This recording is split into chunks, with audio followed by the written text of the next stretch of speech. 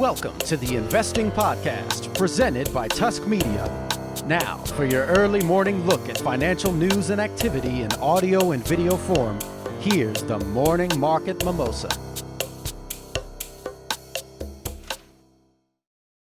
Good morning, everybody. Welcome back to the Investing Podcast, presented, as always, by Tusk Media. This is the Morning Market Mimosa. It's Tuesday, August 30th, 2016. I'm Andrew Hall. Joining me, as always, in the morning, Mr. Ben Nye. Ben, what's up? Good morning. Good morning. It's Tuesday, beautiful outside. Yeah, it's really nice. Actually, a little bit cooler. Yeah, not as humid. Like. And knock on chalkboard. Hopefully, it stays a little bit cooler. We would like that very much. Yeah, it's been nice.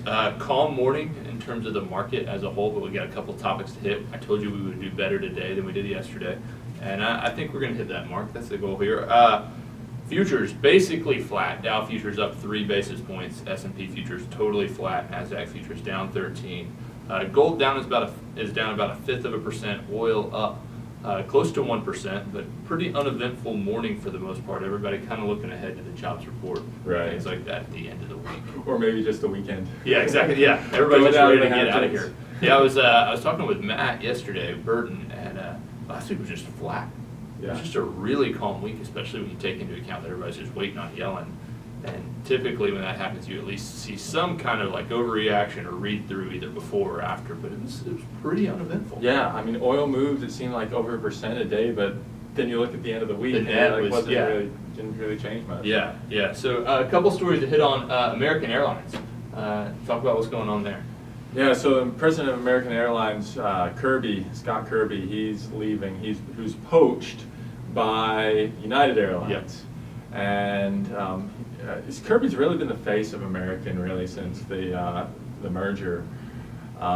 So that was a pretty big move for him, and apparently Americans said they just couldn't pay him enough to keep him. So I guess that's where the cash flow is going. Everyone's saying the airlines are making great cash flow with low oil prices, low fuel prices, but I guess it's going to exec compensation. It's going to a lot of wage hikes as well, just for the pilots and for the unions. Yeah, it'll be interesting to see kind of the prolonged impacts. As you mentioned, he's kind of the face of this company, gets poached away. Never a good look to have a high-ranking official poached away, even if it is, a case of someone else overpaying. It never looks good if you look at, sports teams, things like that. If your star player is lured away in free agency, never a great thing, but in some ways it's even more of an oddity in the business world to see a company of that stature in a relatively consolidated industry get pulled away. Exactly. So it'd be interesting to see what happens there. Abercrombie and Fitch, rough times, man. Just getting hit again, and it wasn't even a bad comp. I mean, when you post a -7 comp, you say, well, that's a pretty bad number, but that was actually expected. It was actually expected at -6.5. The thing was, they said that flagship stores and tourist stores look to be a lot weaker than they had previously thought for the back half of the year. And because of that, they're bringing down expectations for the remainder of the year. And people don't like to see that, especially in a company that's known to be struggling. When that idea is confirmed, it's just, throw in the kitchen sink and just kind of a get out of it. Yeah. Another company we touched on yesterday briefly was Hershey. Hershey, when we talked yesterday, it was down like 8 or 9%. Down about 11% pre-market. I think it's definitely going to steal a lot of headlines. One of those things that you'll look at and you'll see, the losers of the day. You'll see headlines about this deal being basically broken up, called off. But at the end of the day, I mean, let's take some context here. Hershey's basically back to where it was late June when rumors of this deal started to kind of fly. So it's trading in the high 90s, which is about where it was. Thoughts on the Hershey deal not going through, not progressing? Yeah, I think that people are very just scared of doing any big M&A at the moment because it seems like everything is just being watched like a hawk by all of the regulatory authorities. And you can get it passed maybe through the European authorities, but then you have to do it with the U.S. authorities or the Chinese authorities, and getting everyone to agree that things are okay. And then by the time that deal actually goes through, it's a year or two down the road. And then kind of the impetus is gone a little bit for the deal. I wonder this, and this is a thought just off the top of my head, so it's probably not a good one. But I wonder too if, just with the political climate in an election year and the time leading up to that, for a major 4-year election cycle, I wonder if that has an impact. Because it does seem like we politicize I'm thinking in particular about like things like in the healthcare space or insurance space. I think about tax inversion issues like that. It seems like sometimes these can almost become political agendas. They definitely do, but I wonder if that's ramped up during an election cycle. Yeah, I think you're exactly right. I mean, no one wants to approve a deal where Pfizer's tax rate is going to get cut in half. Yep. Right into an election where that's all anybody's talking about is that corporations don't pay enough tax. And I think a lot of people are probably just waiting on Trump to get elected because he's going to make the best deals. They're going to be so great. They're going to be so great. The best deals.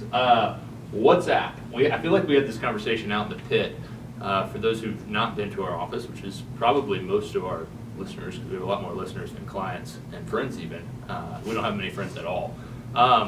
For those who haven't been, we have kind of a big common area where right now there's a bunch of desks. Everybody kind of piled in. We're renovating office space. But we had a conversation out in the pit, I think you were here, but about like what WhatsApp even is. Do you use WhatsApp?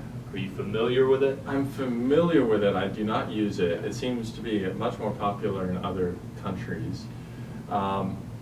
The idea that someone would pay $19 billion for a messaging service is incredible. I mean, if that's the case, Apple should be worth trillions. Yeah, because that's my thing is I'm trying to think of a time in which just regular text message or iMessage has like been insufficient for me. Right. And I really can't think of one. I mean, I enjoy. I've used Slack some, which I enjoy just to kind of like keep up with my fantasy football league. We use Slack and we can like file things and categorize them, and it's probably a huge waste of that leverage technology. But messaging's just never been something that I have found to be insufficient. But WhatsApp, the big news, as we talked about earlier in the pre-production meeting this morning, is that they're going to start sharing data. What's that look like? What's that mean? Yeah.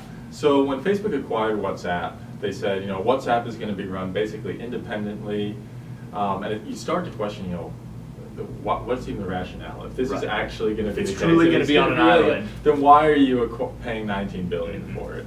And today we figured out what kind of the more cynical, or maybe just the more practical people understood from the beginning, that WhatsApp is part of Facebook. The data is going to be shared with Facebook. It's going to be shared with Instagram. So when you do have your WhatsApp account, be prepared that your contact information is going to be shared with Facebook and with Instagram. And it's synergies, people. It's synergies. And that's what they are looking to do now. So last thing we got today, and this is just same story, different names in some regards. Mitsubishi has halted production of 8 vehicles after they were basically caught lying about fuel efficiency measures and ratings. When do people learn? And it's crazy to me that people are still believing that the higher ups don't really know. Right. Like it's always someone below the leadership positions. Right. People who can be scapegoated. Yeah. It's crazy. It's kind of, I'm trying to think of an analogy, but it's like whether you agree with the standards and the enforcement of them or not, at some point you have to realize, okay, every agency involved is taking the hardest line they can on this issue. Maybe we should not do this. Yes. And those are the kind of things that it seems like you can kind of self-report pretty quickly and kind of say, hey, that's where you could maybe say, hey, the underlings. This, we found out, upper management found out, we're going to get out ahead of this, we're going to offer this kind of rebate or this or that or the other to make things right for whatever agencies we need to make it right for and for the customers. But it's odd. And any like you, if the first crisis management 101 is get out ahead of the story. Got to. And everyone is just responding and scrambling, and no one can get ahead of this story, and everyone seems to be getting caught out when there's really no excuse to be caught out by it. Yeah, and halting production on 8 vehicles, that's no joke there. I've got a piece of chalk in my eye right now, so that's no joke either. Last story we got, a little bit of a downer note. We got an RIP to send out. Willy Wonka is dead. Young Frankenstein, as he would say, has passed. Any favorite? I have to say, the young Frankenstein gets it for me. It is so good. I mean, gotta love the black and white. Gotta love Igor. Igor. It's so good. I was watching some clips from that yesterday, and I have it on DVD. I mean, it's one of my favorite movies. I just love watching it.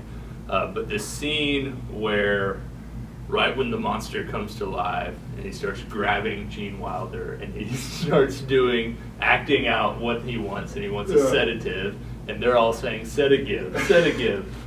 Unbelievable. I mean, to have like an ensemble that just like kills it like that. Right. It's a great movie, and he'll be missed. Yeah, absolutely, absolutely. So you guys have a great day. We're going to be back at lunchtime. Some combination of people, actually probably will not be myself. I'll be at a meeting. We're going to be back at the end of the day. Probably be back for that one. Y'all have a good one. Tusk Media is a subsidiary of Narwhal Capital Management. Ratings and reviews of Tusk Media content are not to be construed as endorsements of opinions, analysis, or services offered by Tusk or its parent company. The opinions and predictions shared here are our professional beliefs at the time of publication. We are not under duress from any of the corporate entities mentioned. This is not a solicitation to take any particular action. Although we are investment advisors, this information should not be considered investment, legal, or tax advice. We strive to be as impartial, insightful, and accurate as possible. We base our opinions, analysis, and calculations on information we believe to be reliable, but we cannot guarantee its accuracy. We can, however, guarantee that our opinions will sometimes be flat out wrong due to a variety of factors. Employees and clients of Narwhal Capital Management may or may not hold positions in the securities detailed and may or may not hold these positions in the future. A full list of all securities purchased, sold, or held during the 12 months preceding the date of this publication can be provided upon request. Unless otherwise noted, all data accessed via MarketWatch or the Bloomberg terminal. Past performance does not guarantee future results. A copy of Narwhal's Form ADV is available at the SEC's website, www.advisorinfo.sec.gov, or from Narwhal upon written request.